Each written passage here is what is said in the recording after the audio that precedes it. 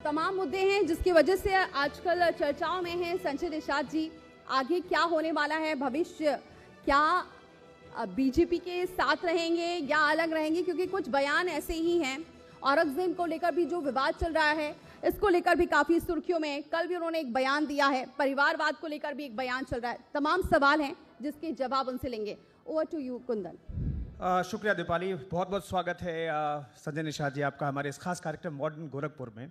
आपकी चूंकि ये जन्मस्थली है, कर्मस्थली है, तो पहले अब चूंकि हमने इस कार्यक्रम का नाम ही मॉडर्न गोरखपुर रखा है, तो सबसे पहले हम जानना चाहेंगे कि मॉडर्न गोरखपुर आपकी नजरों में कितना मॉडर्न हो गया और आगे की योजनाएं जो सरकार की, चूंकि आप सरकार का हिस्सा हैं, तो कितना बदल गया है पिछले 8 सालों में गोरखपुर? मैं तो आपके इस चैनल के बधाई दूंगा, आपके श्रोताओं को, आपकी टीम को भी, कि आपने इस मॉडर्न गोरखपुर, जो पहले गोरखपुर था और अब में क्या बदलाव आया है। तो कहते हैं बदल गया इंसान, तो ये भी एक है कि बहुत कुछ बदलाव हुआ है यहाँ। और कहते हैं कि मैं तो चूँकि पॉलिटिकल हूँ, अभी पहले डॉक्टर था, तो कहते हैं history is the mother of politics, movement is the father of politics. इतिहास राजनीति की माँ होती है और आंदोलन उसका बाप होता है।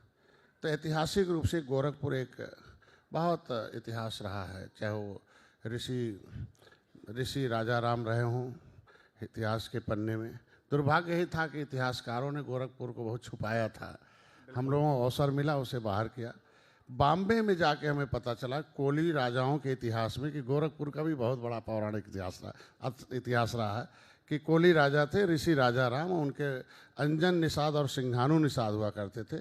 तो ये गोरखपुर उस समय ऐसा था कि जो तारामंडल है ये आपका, वहाँ अंजन निषाद जो थे वो पहले, हम आज जो ग्रेवियन कैलेंडर देखते हैं, चाहे संवत जो भी कैलेंडर देखते हैं, दुनिया में सबसे पहला कैलेंडर इस गोरखपुर में बना, जिसका नाम ही था अंजन कैलेंडर के नाम से।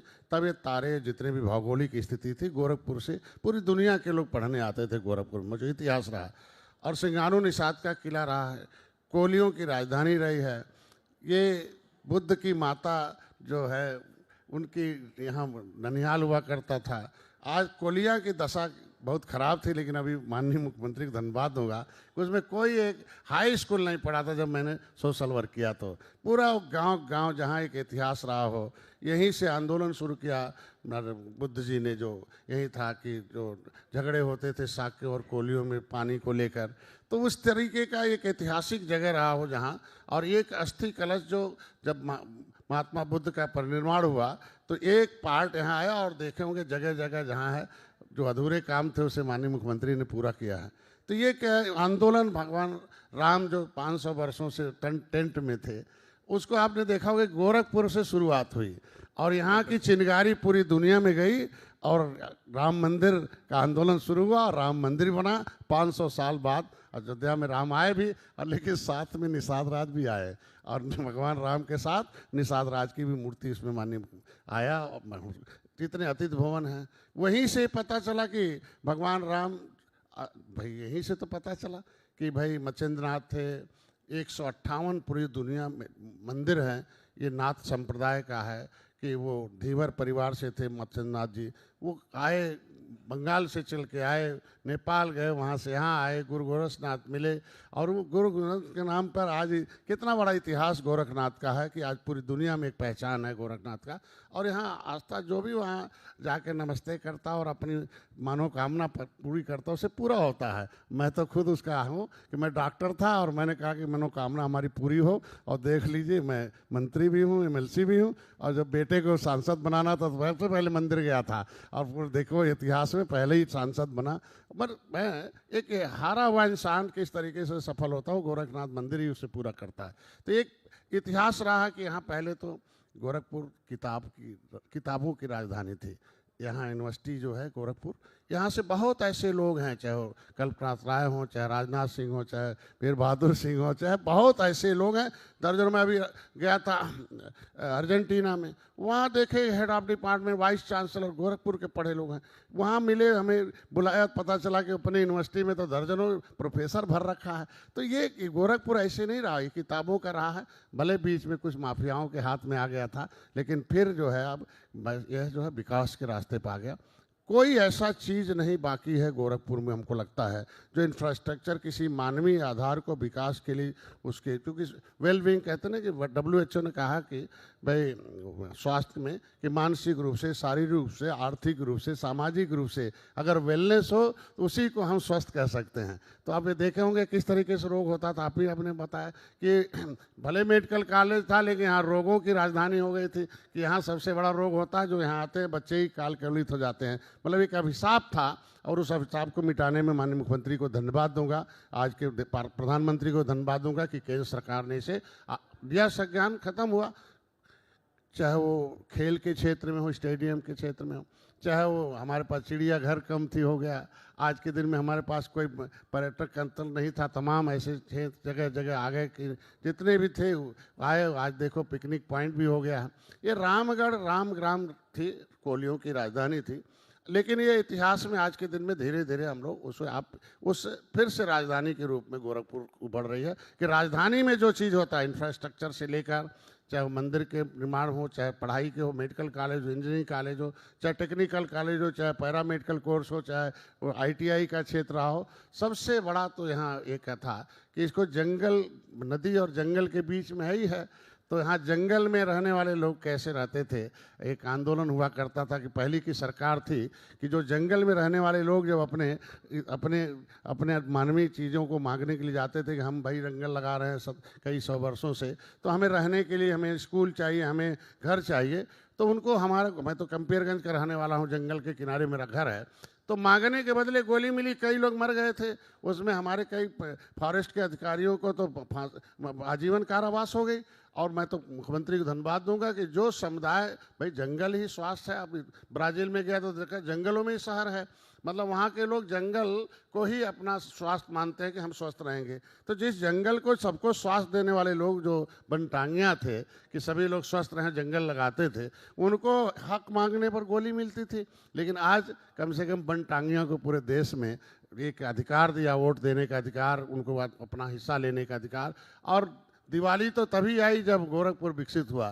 तो ऐसे में हर क्षेत्रों में यहाँ तमाम आप देखे होंगे कि किस तरीके से व्यापारी भयभीत रहता था, किस तरीके से हुआ करता था।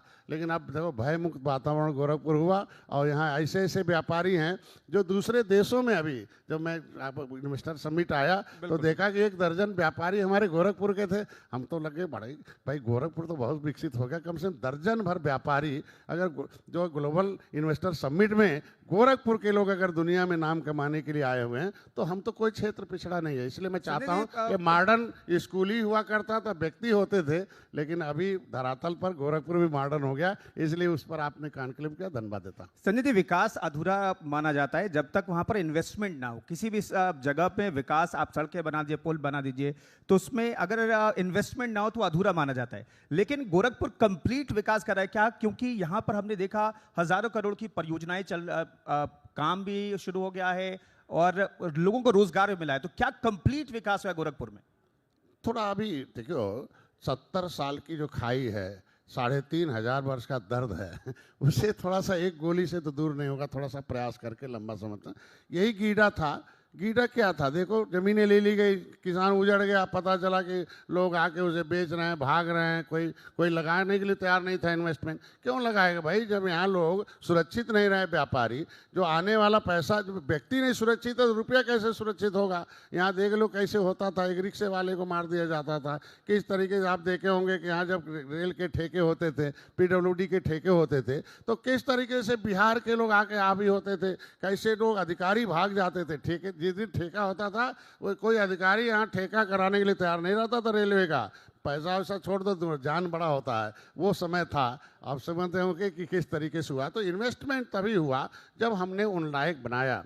जब आज के दिन में धरातल, आज गीडा देख लो किस तरीके से फैक्ट्री, तो मतलब हमारे लोग जो बाहर जाते थे, आज कम से कम बाहर के लोग गोरखपुर में रोजगार के लिए आ रहे हैं। गोरखपुर में हमको लगता है कि भाई टेक्निकली रूप से बाहर के लोगों को लेना पड़ेगा, लेकिन 70% तो फैक्ट्रियों में बाहर के लोग आके यहाँ हमारे जहाँ गोरखपुर के लोग ट्रेनों दूसरे प्रदेश में जाके कमाने जाते थे, धक्के खाते थे। आज गोरखपुर में कम से कम धीरे धीरे इतना इन्वेस्टमेंट तो हो ही गया, इतनी फैक्ट्रियाँ हो गई कि बाहर के लोग आ रहे हैं। धीरे धीरे हम चाहूँगा कि ऐसे मजदूरों से टेक्निकल रूप से ट्रेंड हो जाएं तो उनको दिल्ली बॉम्बे नहीं जाना पड़ेगा, बल्कि गोरखपुर में ही उनको अधिकार मिल जाएगा, रोजगार मिलेगा। मानते हैं कि क्योंकि जब से सीएम योगी बने यहाँ पर, तब से ज़्यादा इसका और चर्चाओं में आ गया है, क्योंकि पहले तक तो ये था कि बाबा गोरक्षनाथ के नाम से जाना जाता था, लेकिन जब से सीएम यहाँ से बने हैं, मुख्यमंत्री बने हैं योगी जी, तब से फिर अब सब जगह चर्चाओं में भी रहता है। उनके दौरे भी लगातार रहते हैं, हर त्योहार में भी वो यहाँ पर मौजूद रहते हैं, और हमने आप लोगों को भी देखा है कि जनता के बीच लगातार रहते हैं। और दूसरी बड़ी बात कि अब राजनीति के केंद्र में भी जब संख्याओं की बात आती है तो पूर्वांचल का पहले ही जिक्र आता है। तो मानते हैं कि अब इस वजह से भी बहुत हाईलाइटेड हो गया है अब गोरखपुर। पहले यहाँ 1 दर्जन खाली लाल बत्ती वाले रहते थे। जब हम डिस्पेंसरी रहते थे तो कम से कम सुबह शाम तक खाली लाल बत्ती वाले आते जाते थे उसमें। अब काम कुछ नहीं था, मजबूर थे कि भले स्वर्गीय वीर बहादुर सिंह ने बहुत विजन उनका लंबा था, लेकिन वो केंद्र सरकार चूँकि ऐसी नीयत थी कि वो पूर्वांचल के लिए कुछ करने नहीं चाहती थी, तुष्टीकरण की नीति हुआ करती थी, तो वो बेचारे जमीन तो ले लिया, अधिग्रहण कर दिया, कुछ कर ही नहीं पाए। माननीय मुख्यमंत्री को धन्यवाद दूंगा कि मोदी जी के विजन को और उस चीज़ को मिशन बनाया, और मिशन बनाकर जो भी चीज़ें आवश्यकताएं थी केंद्र सरकार से लिया, वो भी दिया। आज के दिन में सब जितना भी क्षेत्र में विस्तार होना था, चाहे चिकित्सा क्षेत्र में, शिक्षा के क्षेत्र में, इंफ्रास्ट्रक्चर के क्षेत्र में, रोजगार के क्षेत्र में, लोगों के समाज की एकता के क्षेत्र में, लोगों के समरसता के क्षेत्र में, बाढ़ बहुत आती थी, किस तरीके से हो जाता था, कम से कम उससे ज़्यादा मुक्ति मिली। आपने देखा होगा कि यहाँ के लोग, गोरखपुर के लोग, एक बार बाढ़ आई तो पता चला कि यहाँ नाव चल रही थी शहर में ही, और शहर में नाव चल रही थी, बड़े से बड़े जमींदार लोग बेचारे जो क्षेत्र से आके शहर में बसे थे कि यहाँ सुकून मिले था, वो पॉलीथीन में बसे थे। हम लोग आए उस समय, हम लोग उनको डिस्पेंसरी बंद करके उनको है, किस तरीके से हाहाकार मचता था। एक बार का घटना इतना बाढ़ आया, नौसड़ कट गया, नौसड़ कट गया, पता चला अखबार में छप गया, और ससुराल कि ये फला गांव के ऊपर से पानी बह रहा है। तो पता चला उस बाढ़ क्षेत्र में हमारी ससुराल थी, तो मैडम कहने लगी अब देखो भाई हमारे तो पूरा का पूरा सब उजड़ गया। तो मैंने कहा धैर्य रखो, अखबार की न्यूज़ कुछ अलग होती है और हकीकत कुछ अलग होती है। तो पता चला 4-5 दिन बाद पता चला कि नहीं, गांव भर में पानी घुसा था, बहुत कम हताहत हुए। तो ये जमाना था उस, देखो आज के दिन में सब पक्के हो गए, बंदे सिस्टम से हो गए। आज के दिन में बहुत कुछ है, क्योंकि देखिए सरकार, देखिए राजनीति कुछ नहीं है, एक अभिभावक है, जनता के पैसे के, जनता के भविष्य के, प्रदेश और जिले के विकास के लिए है, देश के विकास के लिए, सुरक्षा के लिए, और दुनिया की नई टेक्नोलॉजी, मॉडर्न मतलब आधुनिकीकरण करने का अभिभावक। तो कैसा अभिभावक होना चाहिए भाई?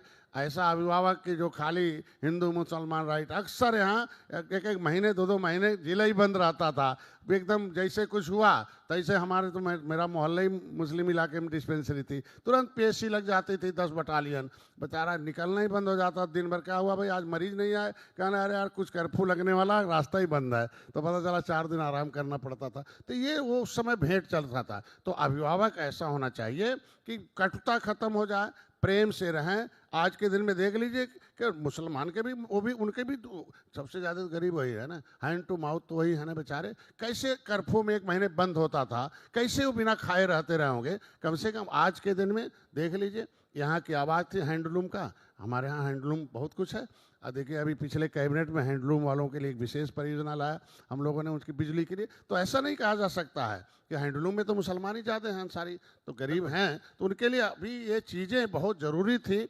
तो पहले और अब में बहुत अंतर है, और इसमें मैं ज़्यादातर धन्यवाद दूंगा माननीय मुख्यमंत्री जी को, और माननीय मोदी जी को भी दूंगा कि जो भी केंद्र से भी परियोजनाएं मांगा, वो कोई भी एक भी परियोजना ऐसा नहीं रहा कम है। और हमें बड़ी खुशी होती, मैं गोरखपुर का हूँ, कि जब 2 महीने में 2-3 कैबिनेट होती है तो ये जरूर 2 कैबिनेट के बाद एक गोरखपुर का कोई न कोई आ जाता है, और कम से कम धन से ही विकास होना है, पॉलिसी से विकास होना है, तो ये कम से कम गोरखपुर का विकास हमने कर लिया, विकास आप लोग कर रहे हैं, और विकास दिखाई भी दे रहा है सब तरीके से, मैंने पूछा। लेकिन पार्टी के विकास की बात कर ले, जिसमें आप लगातार लगे हुए हैं। संविधान अधिकार यात्रा आपने निकाली, कई जिलों में आपने यात्रा की, बहुत सपोर्ट आपको मिल रहा है। लेकिन मैं जानना चाहता हूं, संविधान की रक्षा की बात सत्ता पक्ष वाले लोग करते हैं तो थोड़ा अजीब सा लगता है। आखिर ये यात्रा और ये नाम क्यों रखा आपने? अरे बच्चा अगर गोद में है और रोएगा नहीं, चिल्लाएगा नहीं, तो माँ को भी नहीं याद आएगा कि उसे दूध भी चाहिए। तो हम तो सत्ता पक्ष के सहयोगी हैं, तो हम तो कहेंगे ना बार बार कि भाई 10%।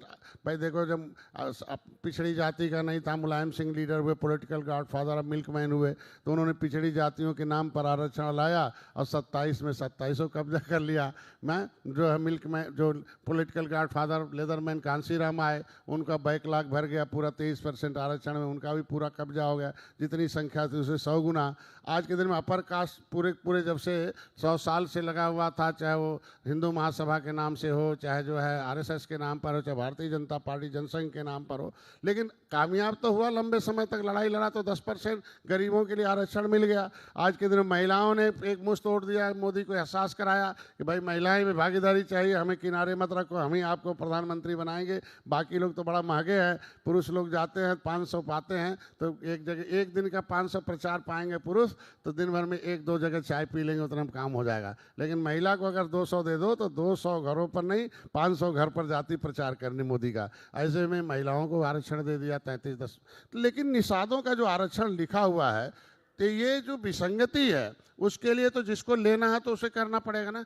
भाई जानते ही नहीं है, जो जानता नहीं है उसे जनता कहते हैं, और जो जान जाए उसे फायदा उठाए उसे नेता कहते हैं, और जिसे लड़ाई लड़े उसे नेतृत्व करता कहते हैं। तो डॉक्टर संजय को अगर पॉलिटिकल गॉडफादर है, फिशरमैन कहा, तो मैं नेतृत्व करता हूं, और लड़ाई लड़ने के लिए जिसको चाहिए उसे रोड पर लाना पड़ेगा, सही बात बताना पड़ेगा। जो जानते हो सही नहीं है, और जो सही वो जानते नहीं है। तो इसलिए जब मैंने किताब लिखी जो है राजनीतिक आरक्षण छीनने वाले धोखेबाजों का पर्दाफाश, तो पता चला हंगामा हो गया। हमने कहा ये किताब मिलनी चाहिए। हमने कहा भाई मैं तो लीडर तो हूँ नहीं, पॉलिटिकल टीचर हूँ, हम तो टीचर है तो टीचर को तो जाना पड़ेगा ना।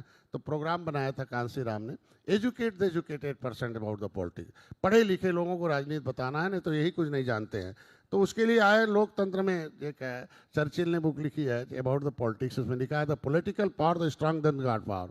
राजनीतिक शक्ति ईश्वर की शक्ति से कहीं कम नहीं है इस युग में। असल उसने लिखा है कि every problem solve by the political party in the democracy with social organisation. सभी समस्याओं का समाधान राजनीतिक दल से ही संभव है, उसके साथ समाज रहना चाहिए। तो अगर इसके समस्या आरक्षण है तो भाई राजनीतिक झंडा तो पहुंचाना पड़ेगा, तभी तो होगा, नहीं तो ऐसे मांगते रह जाएंगे। चूंकि पार्टियां ये जान चुकी हैं कि भाई कांग्रेस जान गई कि निषादों को नेता बना दो, एक तो कुर्ता पहना दो, वोट मिल जाएगा, 70 साल से लेते रहे। सपा भी जान गई 2-4 निषाद को टिकट दे दो, इनका वोट लेते रहो, कुछ इनको अधिकार देने की जरूरत नहीं है। बसपा ने भी भाईचारा कमेटी बना लिया। तो मैं उनको कहने के लिए निकला हूँ कि social organisation is a sweet poison to democracy without political party.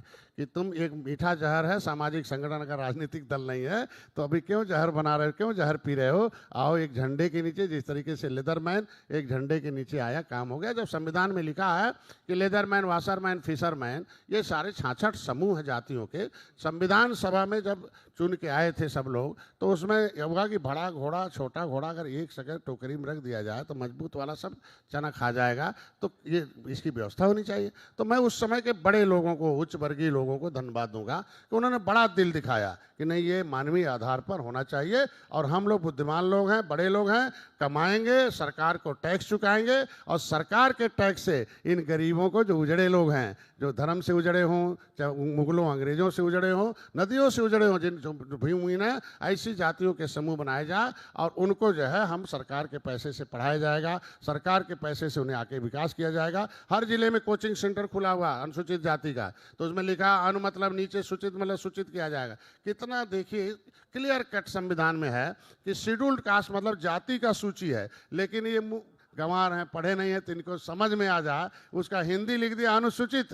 अनु मतलब नीचे, सूचित मतलब सूचित किया जाए, धन पैसे बुद्धि में नीचे हो, उन्हें सूचित किया जाए कि तुम्हारा भाई हिस्सा 23% रिजर्वेशन है, जाके पढ़ो लिखो, आगे पढ़ने के बदले पैसा पाओगे। पता चला कि नहीं, वो तो एक लाइन उसको हो जाने दीजिए। ये समाज में, समाज के जो दोषी लोग हैं, जहरीले नाग हैं, इन्हें तो बताना ही पड़ेगा ना। डसने वाले आस्तीन के सांप जो हैं, ये जो है उत्तर दिल्ली के संविधान में इनको चारों का भविष्य सुरक्षित है, इनकी बेटी की इज्जत सुरक्षित है। जो रे बोलेगा, अपमानित करेगा, जाएगा जेल, नहीं होगा बेल, उसे मिलेगा पैसा सरकार से। न्याय अनुसूचित जाति आयोग कहता है कि अगर दरोगा, पुलिस और एसपी ढीलावली करें, उन्हें भी भेजो जेल। इनका नाम ही है अनुसूचित जाति अत्याचार निवारण अधिनियम 1950। मतलब इन जातियों के साथ अत्याचार होता है, निवारण करने के लिए अधिनियम बना। उसमें मझवार भी है ना केवट मल्ला, तो लिख दिया भाई कपड़े का चमड़े का काम करने वाले को चमार भाई, कपड़ा धोने वाले को धोबी भाई, नदियों में काम करने वाले, अंग्रेजों मुगलों को मौत के घाट उतारने वाले, अब भगवान राम को भी पार उतारने वाले को मझवार कहा जाएगा। ये संविधान में लिख दिया गया। तो ऐसे लोगों को उत्तर प्रदेश में वोट तो ले लिया, टिकट दे दिया, हमारे लोग बेचारे नासमझ नेता थे, समझ ही नहीं पाए क्या हो रहा है, कितना हमारे साथ हो रहा है। उत्तर प्रदेश में निकले लोक सेवा अनुसूचित जाति अन्य पिछड़े वर्ग अधिनियम 1994 लिख दिया। अब केवट मल्ला कश्यप कहाँ रहे पिछड़ी, अब ये खाएंगे खिचड़ी। अब हो गया काम इनका, छिना गया। अब दिल्ली का सुरक्षा छीन लिया गया, नौकरी छीन लिया गया, बहन बेटी की इज्जत जो सुरक्षित थी, अब इनका बेटी का इज्जत लूटा जाएगा तो निषाद जा गिड़गिड़ाएगा, वहाँ भी 2 लात खा के आएगा। अरे यार, दिल्ली में अनुसूचित जाति की जो बेटी है, अगर दरोगा कह दे साहब मेरे साथ अत्याचार हो रहा है, तो सीईओ दरोगा कहेंगे बेटी वहीं खड़े रहो, मैं 5 मिनट में पहुँचता हूँ। और यही निषाद की बेटी की इज्जत लूटा जाए तो कहते हैं अरे आ जाओ थाने में, आ जाओ अपने बाप को लेके आओ। तो ये है दोनों में अंतर, तो इनको बताना पड़ेगा। मैं आंदोलन किया 7 जून 2015 को, मैंने कहा है सपा बसपा कांग्रेस के लोग तुम लोग बड़े बेईमान हो, और ये देखो लिखा हुआ संविधान में और सुप्रीम कोर्ट का ऑर्डर है कि no any have power the state government and the high court in the matter of SC/ST। तुम्हें पावर ही नहीं था SC/ST के किसी मामले में छेड़ने का, तो तुमने इनको क्यों OBC में डाल दिया। मैं तो सुप्रीम कोर्ट जाऊंगा, भिजवाऊंगा जेल, आप लोगों का नहीं होगा बेल। तो मैंने जब रेल रोका, सड़क रोका, तब राज्यपाल ने 31 दिसंबर 2016 को कहा जल्दी बदलो नहीं तो गड़बड़ हो जाएगा।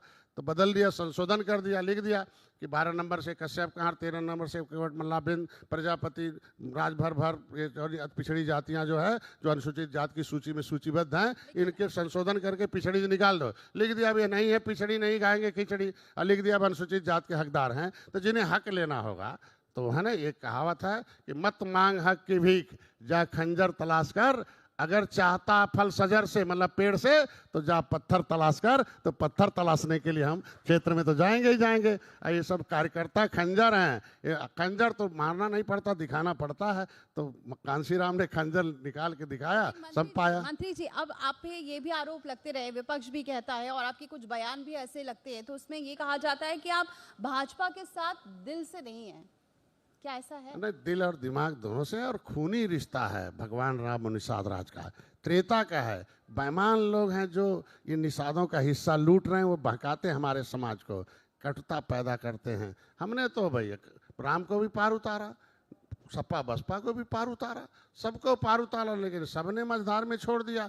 झुआ भरोट को पौआ पिला के कहे बिकाऊं पियाऊं हैं, ये झुआ भरोट पौआ पिएगा, ये पावर में रहेंगे, पैसे वाले हो जाएंगे। जो अंग्रेजों के दलाल थे वो मलाई खाएंगे, और देश को आज़ाद कराने वाले भीख मांगेंगे। ये देश का कानून नहीं कहता है। देश को आज़ाद कराने वाली जातियों को अंथा समन्वय कमेटी 1949-50 सीधे लिखता है, ऐसी जातियों को 74 प्रकार की व्यवस्था देनी चाहिए। वो बेचारे दर दर की भीख मांग रहे हैं, रोड पर पाइपलाइन में, सड़क पर हैं, और पॉलीथीन में है, झोपड़ी में, झुग्गड़ी में 40% लोगों को जमीन जायदाद नहीं है। 30 साल से राजनीति कर रहे हैं ये लोग। एक गांव में अब घुसने नहीं देंगी जातियां, अब जाग गई हैं। सोशल मीडिया, आप जैसे भाई लोग हो, अब ये जगाओगे, अपने आप ऐसे बेईमानों को गांव से भगाएंगे और मोदी योगी को फिर लाएंगे और अपना हिस्सा लिखवाएंगे। ये है प्रोसेस राजनीति का, सही बता रहा हूँ। इसीलिए ये लोग ऐसे ही लगाते रहते, कुछ है नहीं। इनके साथ मैं रहा ना 2018 में, सपा लाए बसपा लाए कि तुम पिछड़ों के नेता आ जाओ, सपा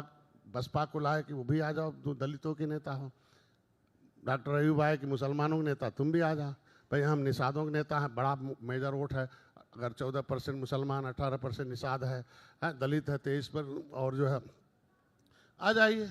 मैंने तो एक किया था 2018 में ही गोरखपुर, लेकिन क्या हो गया भाई, ये दलितों के नेता होते, पिछड़ों के नेता होते तो एक रहते ना, क्या हो गया।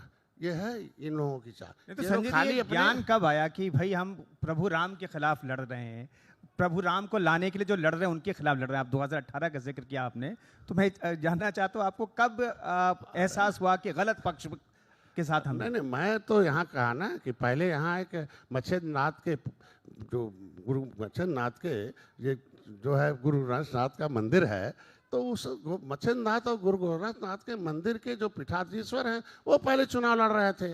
अब कुछ नहीं करना था।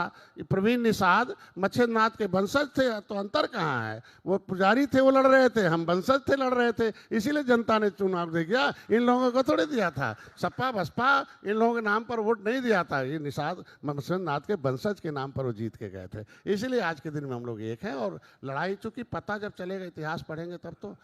बाम सेब में था, बाम सेब की एक ट्रक किताबें रोज छपती हैं, लेकिन निषाद राज के किले के बारे में एक लाइन नहीं छपा। बताइए, कांग्रेस ने 37 बरस पहले किले खुदाई करे, सारा खजाना लूट के ले चले गए, जंगल हो गया। जब मैं देखा कि अरे यार निषाद राज का किला भी है, तो भैया देख के तो निश्चित रूप से व्यक्ति के परिवर्तन होता है। मस्जिद में विचारधारा होता है, संस्कार होता है, अच्छे संस्कार आएंगे, अच्छे व्यवहार होंगे, अच्छी सरकार बनेगी। जी, ये माना चाहे कि गोरखपुर की बिसात बिछाते हैं निषाद।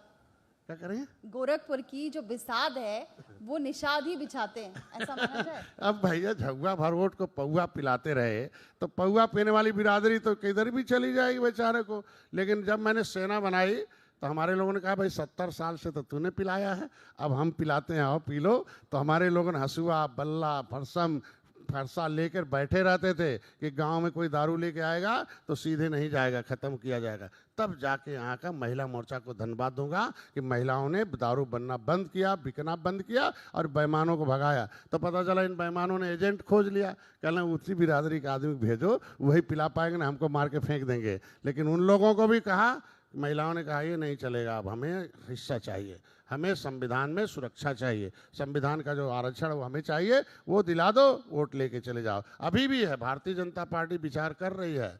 क्योंकि जब मैं चुनाव नहीं लड़ा, उपचुनाव, तो दिल्ली में यही हुआ कि भाई हमारे लोग तो मानेंगे नहीं, वोट नहीं देंगे आपको। तो उन्होंने कहा नहीं, आप चुनाव मत लड़िए। और आप कहा जा रहा था, आप नाराज भी हो गए थे, तब कहा जा रहा था, मैं कह रहा हूँ। देखिए, कार्यकर्ता रीढ़ की हड्डी है, दिल है। अगर दिल को खुराक नहीं मिलेगा तो बीमार तो हो ही जाएगा ना। तुम नाराज होगा।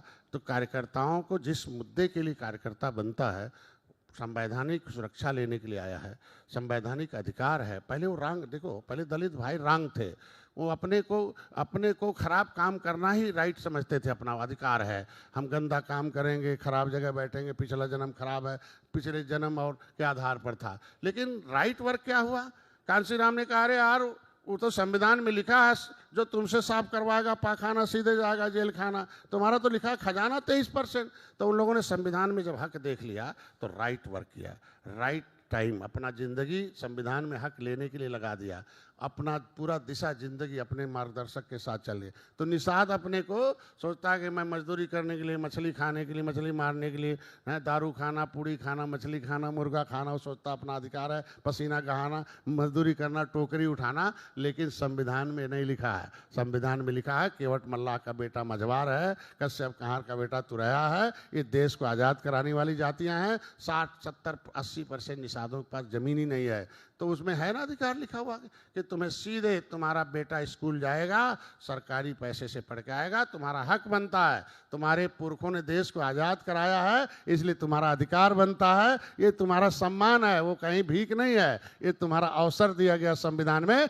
तुम्हारे पुरखों ने देश को आज़ाद कराया था। तो उसके लिए अगर हमने कहा कि अब राइट वर्क क्या बताओ भाई, तो कहना नहीं, राइट वर्क तो मतलब राइट मतलब अधिकार, अधिकार लेने के लिए काम कर रहा कार्यकर्ता, अपना जिंदगी अधिकार लेने के लिए अब दे दिया है, अब अधिकार लेने के रास्ते पे चल दिया है। और वो राइट डायरेक्शन मतलब डॉक्टर संजय के डायरेक्शन में चल रहा है अधिकार लेने के, और राइट एक्शन में है। अब जो कार्यकर्ता एक्शन में है, फैशन में तो है नहीं, अब फैशन छोड़ के एक्शन में आ गया है, तो वो तो अपना अधिकार मांगेगा ही। अब भाजपा भी देखिए, अभी कल ही देखा कि महाराज जी हमारा आवाज़ उठा रहे थे सदन में कि भाई केवट मल्लाह अनुसूचित जाति के हकदार हैं, ये होना चाहिए। जब सांसद थे तो जब मेरी आवाज़ योगी जी हैं, तो इससे बड़ी बात क्या हो सकती है? आज मुख्यमंत्री क्या स्थिति है अभी, क्या स्थिति है? क्योंकि आपने कहा अभी था ना तो लोकसभा देखिए, चुनाव में कि हो क्या ना गया सिंबल कि दिया, ना देखिए, सीट होता दिया, क्या कि इसलिए सीट देखो, कमाई। हमारे यहाँ कहा गया ना कि समय से पहले कुछ नहीं होता है, समय से ही होगा। अब समय आ गया है, क्योंकि सबको मिल गया है, यही बचे हैं। महिलाओं को मिल गया, एससी को मिल गया, यादव भाई को मिल गया, सबको मिल गया। पिछड़ी में जिसको लेना था ले लिया। असली में अनुसूचित जाति की सूची में सूचीबद्ध जातियाँ केवल यही बची हुई हैं। प्रजापति अभी देखो डीएम वगैरह बनाना शुरू कर दिए, प्रजापति 28 जिले में बन गया, अभी मझवार का भी बनना शुरू हो जाएगा। उत्तराखंड में एक आदेश हुआ कि शिल्पकार जाति नहीं जातियों का समूह है। अगर भाजपा ने शुरू कर दिया तो उत्तर प्रदेश में एक दिन लिख देगी कि मझवार जाति नहीं जातियों का समूह है, केवट मल्ला मझवार है। लेकिन इसमें एक बात और है, अगर हम ओबीसी से निकल गए तो 9%, 9 त्रिक 27, तो अगर हम उसके 30% उसमें हमारा है अब पिछड़ी जातियों का, तो 27% का हिस्सा काहे मिल्कमैन खाएंगे भाई? उसमें 9% कट जाना चाहिए ना। जब राज्यपाल ने कह दिया ये जातियाँ नहीं पिछड़ी, अब नहीं खाएंगे खिचड़ी, तो 9% कट के 80 में जुड़ जाए। तो ये बड़ा प्रोसेस है। मैं चाहता हूं कि कोई विवाद न रहे, लेदरमैन वाशरमैन हमारा विरोध नहीं करे, 9% कट जाए और आसानी से हो जाए। थोड़ा धैर्य रखना पड़ता है लंबे समय के लिए। संजय जी, अब 150 बरस लड़े अंग्रेजों को भगाने में, मुगलों को भगाने में इतना 350 बरस लगे, 750 बरस मुगलों को लड़े, अंग्रेजों से लड़े, तो थोड़ा सा और लड़ लेंगे इन बेईमानों से। लेकिन देर आएंगे तो दुरुस्त आएंगे। चूंकि देखिए, मैंने नाम नहीं लूंगा, अच्छा नहीं लगेगा। कांग्रेस के 2 बड़े नेता जो फाइल गायब कराए आरक्षण की, जिसके आधार पर संविधान में आरक्षण की फाइल लिखी गई, उसका नाम है 74/4/1950। फाइल ही गायब करा दिया। अब मैंने उनके खिलाफ दिल्ली के संसद भवन मार्ग में जो है मुकदमा लिखा दिया। और चूंकि आंदोलन उसके खिलाफ नहीं कर रहे हैं कि नहीं तो कहेंगे अपनी बिरादरी नेता हो जाएगा, कहेंगे तो हमारे हक के लिए तो मैं चोरी भी करता हूं। तो थोड़ा धैर्य रखना पड़ेगा। ऐसे ऐसे लोग हैं, तो जब हमारे एविडेंस आगे मिलेंगे। नहीं संजय जी, आप बिरादरी की बात करते हैं, बार बार बात करते हैं, आप कार्यकर्ताओं की सेना की बात करते हैं, आपने अभी भी जिक्र किया। लेकिन एक बयान आपका सुर्खियों में है उस पर भी बात जरूरी है। आप कार्यकर्ताओं की बात करते हैं, बिरादरी की बात करते हैं, लेकिन आपके परिवार से लोग डॉक्टर क्यों नहीं बन सकते जैसा कि आप हैं? आपने सेवा की समाज की, बाकी व्यवसाय क्यों नहीं कर सकते? क्यों नेता ही बनेंगे? क्यों विधायक और एमएलए बनेंगे? आपका ये एक बयान सुर्खियों में है जिस पर विरोधी भी सवाल पूछ रहे हैं कि भाई बीजेपी का परिवारवाद अलग है, आपका परिवारवाद अलग है। यार, आज के दिन में जो सपा का 2 दर्जन से ज़्यादा उनके घर में है, वो आदमी आवाज़ उठाए जो पूरा अपना घर कुनबा सैफई बनाए हों। बाकी गांव का यादव अभी बेचारा परेशान है। उसके खिलाफ कितने मुकदमे होते थे। जब हमारे सामने दूध मंडी चलती थी, इंस्पेक्टर राज था, भले यादव की सरकार थी, लेकिन कितने 1000 मुकदमे यादव हुए थे। झूठे फर्जी पैसा नहीं दिया, कहते दूध पानी मिलाते हो, रोते आते थे मेरे पास। लेकिन मैं तो योगी जी को धन्यवाद दूंगा कि अब इंस्पेक्टर राज खत्म हो गया, यादव भी आराम से व्यापार कर रहा है। खाली 2000 यादव हीरो हैं, 2000 लेदरमैन हीरो हैं। बाकी लेदरमैन भी जीरो है गांव का, और मिल्कमैन भी गांव का जीरो है। तो मैं जो कह रहा हूँ परिवारवाद का, कि आज के दिन में हमारे यहाँ दर्जन भर निषाद नेता मारे गए। महेंद्र सिंह राजपूत, धनीराम वर्मा, रघुबर दयाल वर्मा, मनोहर लाल, जयपाल कश्यप, झूरी बिन जमुना, निषाद, फूलन देवी, ये सारे नेता मारे गए। तो जब कोई आदमी जब कदम रखेगा तो अपने राजनीतिक सलाहकार से रहेगा। तो उन्होंने कहा देखो इसलिए नेता मारे गए कि जब तक वोट डलवाते थे फूलन देवी तब तक जिंदा थी, और जब कहीं हिस्सा दे दो तो हिस्सा नहीं दिया तो थोड़ा सा अनबन हो गया, मोह भंग हो गया सपा से। उन्होंने एक पार्टी बना लिया, एक क्लब पार्टी बना लिया। पार्टी बनाते 27 दिन में मारी गई। तो इसके मतलब पार्टी बनाना अपराध है, हिस्सा मांगना बिना झंडे के तो हिस्सा मिलता नहीं है। तो ये हमारे नेताओं की है। तो पता चला कि मैंने पूछा भाई जिंदा कैसे रहेंगे बताओ ना, हमारा नंबर आया, दर्जन भर तो मर गए, अब नंबर डॉक्टर संजय का है। तो उन्होंने कहा देखो इन नेताओं के पास कोई विरासत नहीं थी, कोई उनका मिशन संभालने वाला नहीं था। जेनेटिकली होता है, जीन्स, हम लोग डॉक्टर हैं जो है, व्यापारी का बेटा बहुत आसानी से व्यापार कर लेता है, मछली का बच्चा बिना सिखाए तैर लेता है। उसी तरीके से राजनीति में जब प्रवीण जी जीत के गए तो लोगों ने पूछा, पत्रकारों ने, कब से राजनीति सिखा रहे हैं? तो मैंने कहा अरे यार मछली के बच्चे को तैरना थोड़ी सिखाना पड़ता है, मैं खुद ही पॉलिटिकली ट्रेंड टीचर हूँ, तो बच्चे हैं तो मेरा मिशन कौन है? तो कहना अगर तुम जिंदा रहना चाहते हो तो अपने घर भर के लोगों को राजनीति में लाओ, जब तुम मरोगे तुम्हारे जगह पर कई बेटे डॉक्टर संजय बन जाएंगे और दूसरे को नहीं फोड़ पाएंगे। और देखो पहली बार आया जब 2017 में आया, भूचाल लाया 2018-19 में, तब तक पता चला इतनी तोड़ फोड़ हमारी पार्टी में हो गई, इतना फर्जी मुकदमा लिखाना शुरू कर दिया कि हमने कहा अरे यार तो घर भर ही तो साथ दिए। आखिर मेरे घर के हैं ना पीयूष रंजन निषाद, उन भाई भाजपा टिकट नहीं दे रही थी, मैं जबरदस्ती टिकट लिया। मेरे को तो 12 मिला था, मैं अनुसूचित सीट लिया था, वहाँ टिकट भी दे दिया था बेचारे को, उसने लाखों करोड़ों रुपए खर्च भी कर दिया था प्रचार में। लेकिन जब मेरे पास आया कि पीयूष रंजन को टिकट नहीं मिल रहा है, अब इस बार नहीं दे रही भाजपा, तो सिद्धार्थ नाथ सिंह ने अरे यार बिरादरी का मामला है दे दो। तब तक रात में गृह मंत्री फोन आया, भाई 5 टिकट निषादों के लिए ले गए वो लड़के। हमने कहा क्यों नहीं ले जाएंगे, निषाद हैं तो निषादों की लड़ाई नहीं लड़ेंगे, 10 दूसरे बिरादरी देंगे, 5 अपने देंगे। लेकिन दुर्भाग्य था 3 ही आए, विनोद बिंद आए हुआ है, तो वो तो नहीं दिखाई देता, वो तो मेरे परिवार के हैं, एक ही विधायक है मेरा। हाँ? ठीक है, आपने उसमें तो ये मेरा जो परिवारवाद है वो मिशन के लिए है। और कफन जैसे अखिलेश निषाद मारा गया, सबसे सीधे 50,000 लोगों के सामने गोली मारा गया, बेचारा जिंदा ऐसे अपने हाथ को निकाल के रखा और दौड़ता रहा, तब तक पुलिस वाले पकड़े और उसे पॉलीथीन में लपेट के गिर्राग ले चले गए। तो मैंने कहा भाई ये दर्द, संजय जी, अगर पुलिस वालों का दूसरे का बेटा अगर शिकार हो सकता गोली का, तो मैंने कहा कि मैं अपने बच्चों को कफन बांधूंगा, मेरे घर का बेटा पहले आएगा और पहले शहीद होगा, तब ये आंदोलन आगे बढ़ेगा। तो इसलिए बच्चों को लाया गया। संजय जी, एक आखिरी सवाल, आपने पुलिस का वालों का नाम ले लिया, तो पुलिस वालों को लेकर के आपका एक और बयान है जिसकी चर्चा और बहुत होती है और विरोधी करते हैं। भाई 7 पुलिस वालों के साथ आपने क्या कहा, विरोधी पूछते हैं, मैंने सोचा ये अच्छा मंच है, गोरखपुर में मौजूद हैं, तो आपसे जानकारी लेने कि आपने टांगे तोड़वाई, क्या क्या, आप थोड़ा क्लियर कर दें तो बेहतर होगा। महिला विंग हमारे यहाँ ना, ये झंडे की पूजा होता, जय निषाद राज तो मोदी बोलते, योगी बोलते हैं, और जय निषाद राज का झंडा कोई अधिकारी पैर से दबाएगा तो मेरा समाज बर्दाश्त करेगा क्या? बिल्ला में फंस गया एसपी के, और झंडा जो है खींच के डंडे से झंडे के नीचे रखा, डंडा निकाल के मारने लगा, तो मेरी भाई ये मार्शल कौम है निषाद, अंग्रेजों को मार के कत्ल करके भगाया, मुगलों को मौत के घाट उतारा है, भगवान राम को पार उतारा है, ये है मार्शल कौम है, खून तो जागेगा ना, आज नहीं कल जागेगा। तो बोलो भाई, हमारे सामने हम तो 100 मीटर दूर थे, हमारी महिलाओं ने तोड़ फोड़ करके सही कर दिया इन लोगों को। मैं कहता हूँ आज के दिन में गोली चलाए, रक्षक भक्षक बनेगा तो आदमी आत्मरक्षा अपने संविधान में जगह दी गई है। आज ही देख लो, मैं कह रहा हूँ सुल्तानपुर में जब नहीं सुनेंगे, जबरदस्ती किसी बच्चे को जबरदस्ती मुकदमा में डालेंगे, इंटर पढ़ रहा बेचारा था भी नहीं, तो उसका कैरियर किसी बच्चे खराब होगा, तो जानवर से सीख ले आदमी ना। ये कुत्ते के बच्चे को छोड़ दीजिए, उसके माँ देखो कैसे बदला लेती दौड़कर, और ये निषाद है उसके बच्चे को जबरदस्ती मुकदमा में डालेंगे तो महिलाएं छोड़ेंगे। 1000 महिला हमको घेर लिया, हमने कहा भैया देखो इतिहास खराब हो गया, आज ही देख लो। कहते ना आस्तीन के सांप हैं, ये बेचारे 90 परिवार हैं निषाद, महाराजगंज जेल वहाँ जंगल के किनारे, और जंगल में रहेंगे जब अंग्रेजों ने उजाड़ दिया था, मुगलों ने उजाड़ दिया, 90 साल से हैं जंगल के किनारे। एक डीएफओ महोदय यहाँ हैं, यादव जी हैं, जैसे देख लो क्या संजय जी, ये क्लैरिटी बहुत जरूरी है, देख लो उसको, उसके खिलाफ मुकदमा लिखा दिया, उजाड़ रहे हैं। मैंने कई बार उनके मंत्री ने भी कहा, तो अभी तो मैंने बुलाया हूँ। तो ऐसे ही होता है आज के दिन। आप सोच सकते हैं कि 2 निषाद यहाँ चौरी चौरा में चुनाव जीते थे, क्या नाम है वो जिला पंचायत का, और प्रमाण पत्र ही बदल दिया सुबह।